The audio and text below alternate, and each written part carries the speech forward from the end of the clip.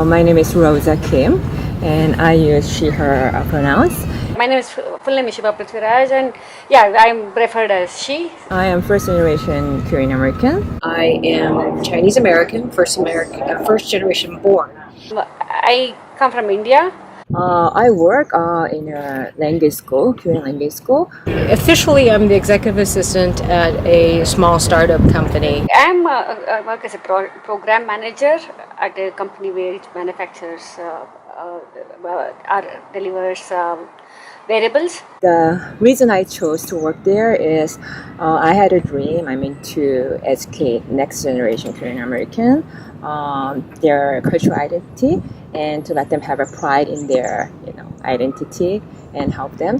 How I ended up what I'm doing now is as an executive assistant in a small startup, and it is more by choice. I step back. We have about 60 to 70 staff, and just 4 or 5 are male staff, and the other staff are all female. Most of the engineering team members are male, and in that also mostly Asian and I think Asian Americans and Indians in that, and also some of the people from Spanish. I was in human resources, and maybe that was more relegated, like more that quote administrative role, because I was a woman. But it had nothing. But there was no.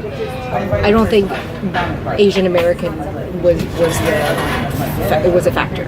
From the program management team, so most of them are women. So it's a kind of engineering team is men and program management is women, and some of the testing is done by women. So it's a combination of all team, but the mix is kind of specific to the jobs still. So there are very few engineers in the team, women engineers in the team, and there are very few men program managers in the team. So it's like that. So yeah. After I started working there, I realized there like other other educational institution, majority of them are female, and of course it's cultural school, so they have same ethnicity.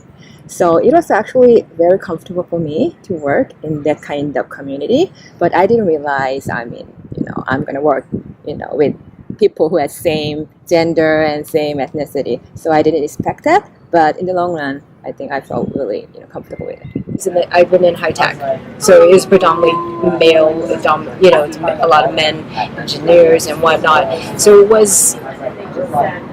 There were female engineers, but that's just something I didn't necessarily have the aptitude for it. I was in College of Liberal Arts, and that's it's not my strength or forte. I see more women in program management and less compared to the women in the hardcore development. So. Well, actually, I could have really, kind of family feeling. I felt really homey because we all have same cultural background, and of course same we all same gender, and then most of them they're raising their children here in the U.S. So we have same concern and same difficulty, and living as an immigrant in the U.S. is sometimes it's not that easy. But we can share our, the difficulties, and then we encourage each other. So it was really helpful, actually.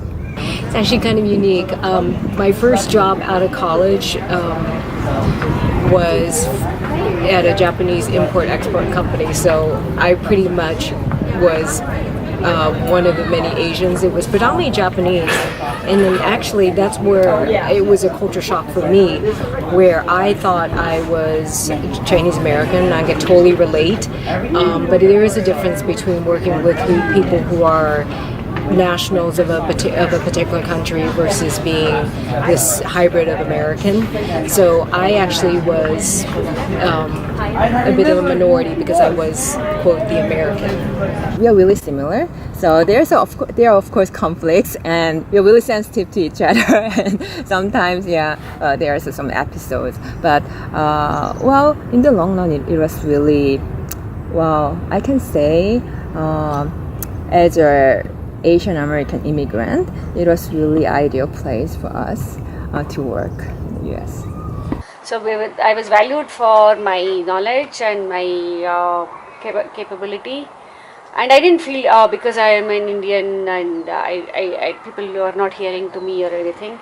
So whenever I was putting a good point across, it was always valued. So I didn't feel that I was not valued for my ethnicity or being a woman.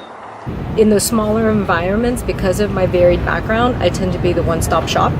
If there is, somebody's looking for something or a historical standpoint or just those general administrative kind of questions, they usually come to me first.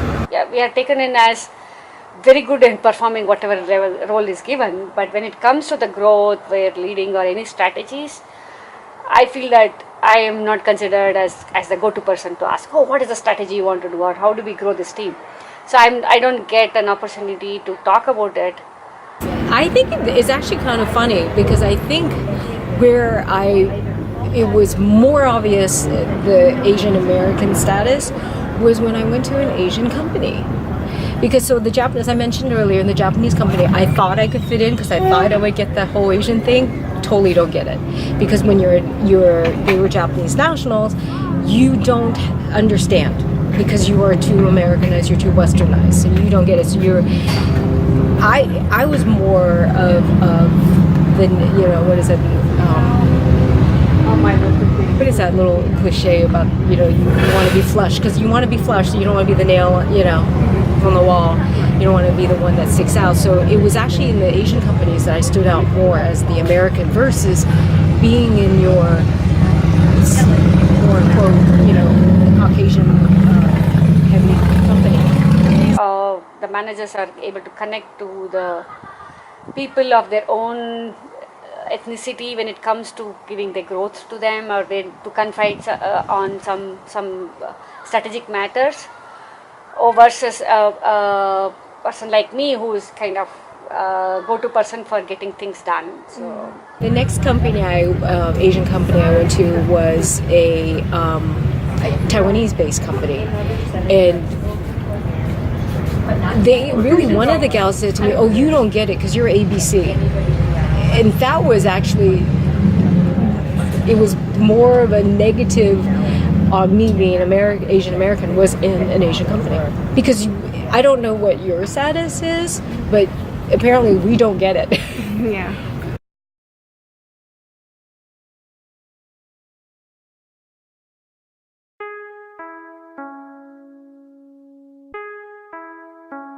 When you choose your career, it is really important that you know your passion and then have a life goal. And even though your dream is not common for other Asian American women, that is okay. It's across ethnicities and gender. Really, my only advice is to stand your ground and stay true to your convictions. my message is that always kind of get it to act. So I'll be on the top of everything. So any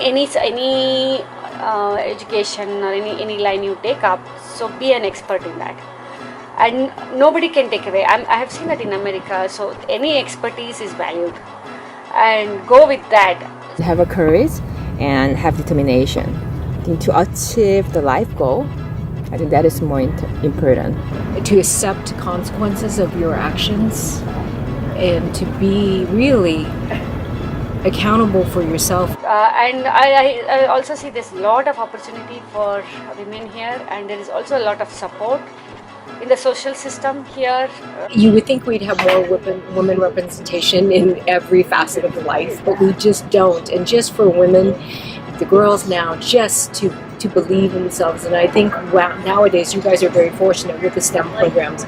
That didn't exist as I was growing up, and now I think there is a need, there's a push, there's a realization that women, young girls, what have you, need to have their opportunities and to be represented and to have a voice in anything and everything.